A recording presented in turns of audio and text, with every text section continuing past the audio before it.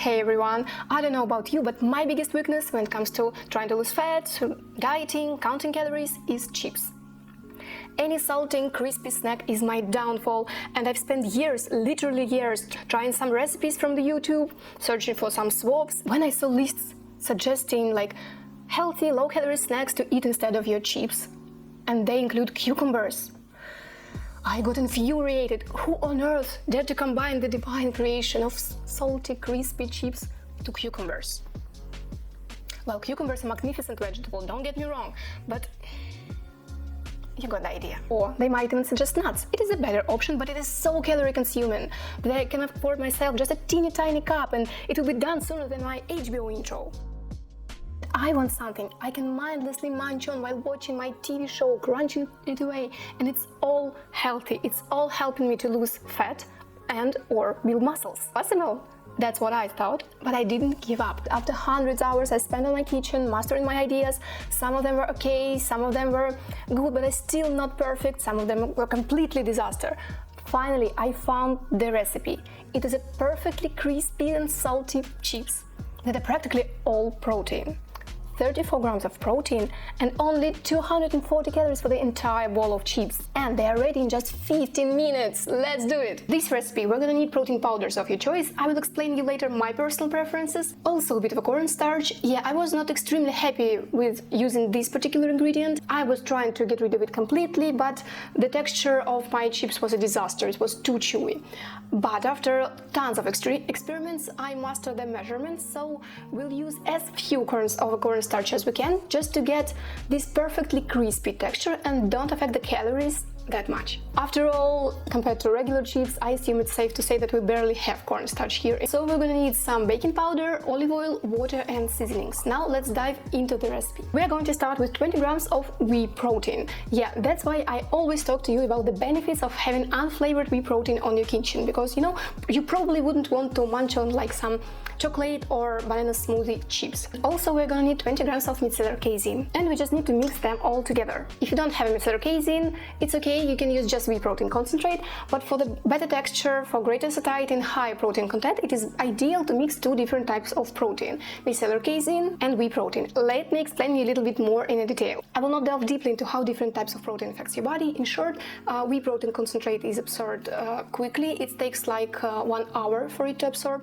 whereas micellar casein is acting more slowly. It takes 6 to 8 hours for micellar casein to be absorbed. But let's look at these ingredients from the technical perspective, so how they affect your food and your dish if you would like to use it as an ingredient. So one of the main differences will be that whey protein concentrate has pronounced milky taste. I've heard that some people don't like the unflavored protein just because it has like a lot of milky taste. So that's where micellar casein comes in, because it has literally no flavor. In terms of the texture and the taste of your dish, using only whey protein concentrate in your recipes probably can make your goods feels and tastes a little bit more rubbery, more dry and dense. Casein, on the other hand, can make them softer, lighter and more tender. So that is why I prefer to use them both, so they can complement each other and give me better taste and better texture. So depending on the recipe, I just adjust my proportions and ratios of each ingredient. It just helps me to achieve my perfect flavor, perfect texture for every dish. I will leave the links to all the products that I'm using in my recipes and in my videos in the description box under this video, so you can go check them out and try them for yourself as well, including these protein powders. Now let's add here 15 grams of cornstarch for the better texture, and don't forget 1 teaspoon of baking powder to give our chips a lift.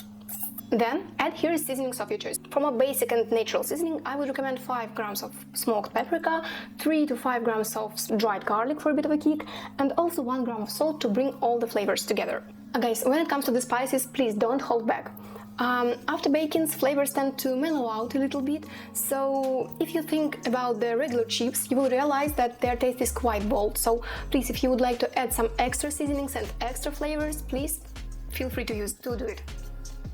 I haven't yet tried any specialized, chip seasonings. If you know any that are really taste good, not too artificial, not too, synthetic flavor, please drop a comment and give me your recommendation. I would like to try them. But I wanted to recommend you one specific flavor that I do enjoy, and it is smoked flavor. It is like liquid smoke.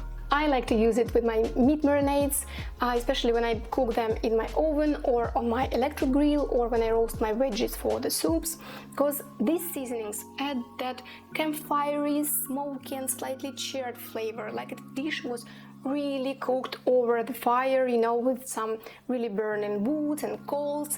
Just a few drops of this liquid smoke can take your dishes to the next level, I assure you. Surprisingly, during one of my thousands attempts mastering this recipe, when I tried to add this liquid smoke to my chips recipe, it started tasting like a bacon flavored chips, and this was exactly something that I was looking for. So if you would like to buy some artificial flavor, but the one that you will use in many occasions, like marinades for meat, for your chicken breast, for turkey, for your veggies, that is the one.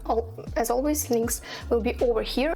Please be aware that this flavor is very rich and intense, so I will be adding like 2 to 3 drops of this liquid smoke into a glass with 20 milliliters of water.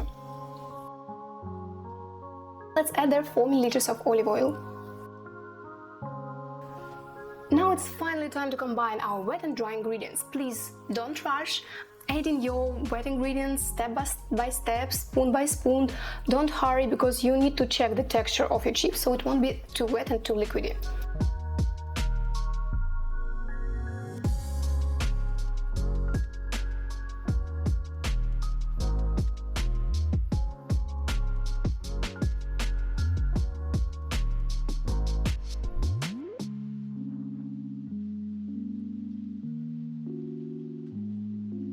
You need to something like this.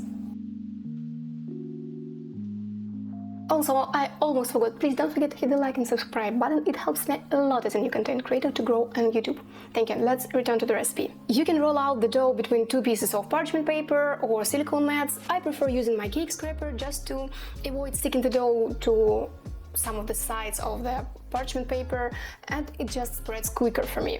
So spread it out as tinily as you can. The thinner you roll it, you spread it, the crispier your chips will be. Okay, now let's cut our dough into shapes of your future chips. I prefer to make them triangle, you know, as like nacho chips. Important tip is when you think about the real chips, you will find out that most of the seasonings are on top of the chips. So after I rolled and formed my chips, I just sprinkle it a little bit with some coarse salt and a bit of the seasonings that I have left.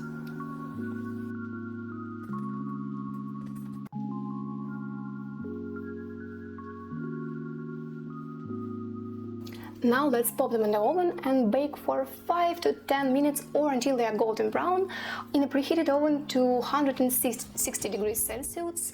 It is 320 degrees Fahrenheit. As soon as you'll see that your chips are started to look a little bit brownish on the sides, that's the perfect time to turn off the heat. Because even if you will see that they are a little bit soft and tender closer to the center, it's okay. As soon as they will cool, they will be crispy, I'm assuring you. And we're ready. For me, it took something like 6 minutes. This entire bowl contains just 240 calories, gives you 34 grams of protein and 5 grams of fat, but the good kind of fat from the olive oil, and they're incredibly filling. Let's compare them to the regular chips. The same weight of regular chips would give us 130 calories more, but 4 times the fat and 6 times less protein. If I can eat the whole bowl of regular chips without blinking and still want something else afterwards, because regular chips have so little protein to keep you full, I love to eat these chips with some dips. My favorite and low-calorie dip is Greek tzatziki. Mine is from Lidl, but you can just mix 50 grams of Greek yogurt, 1 clove of garlic, 30 grams of minced cucumber, dill, salt and pepper. And also my lazy guacamole is just avocado, lemon juice, garlic and salt. Adding these dips not only makes the chips even tastier, but it also adds a bit of a fiber. It is always a good idea to include sources of fiber with every serving of protein for even greater satiety and to help your digestion, especially if you're on a high protein diet. Now I'm finally happy to watch my House of Dragon series while enjoying my perfectly crispy snack. Thanks to you for watching. Don't forget to like, subscribe and hit the bell so you don't miss the next week's video. See you next time. Bye bye!